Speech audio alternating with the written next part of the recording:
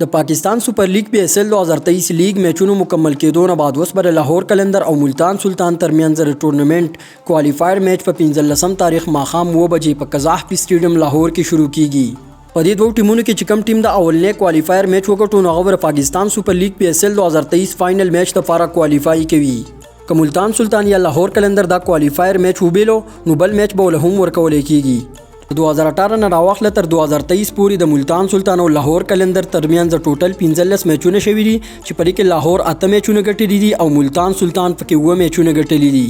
نو راځئ چې اوس وګورو د دې میچ لپاره د ملتان سلطان او لاهور قلندر ایکسپیکټډ پلیینګ 11.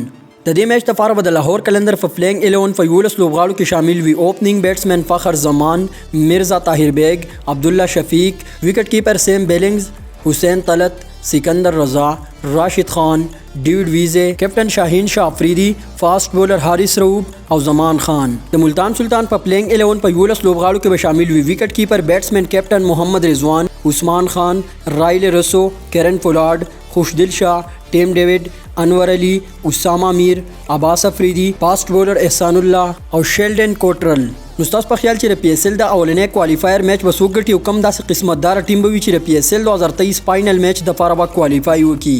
په دې میچ کې به تاسو کومه لوبډله سپورټ کوئ، لاهور قلندر یا ملتان سلطان؟ د خپل فیورټ ټیم نوم په کومنټ سیکشن کې ضروري ولیکئ. بله ویډیو کې ملاویږو. د الله پامان.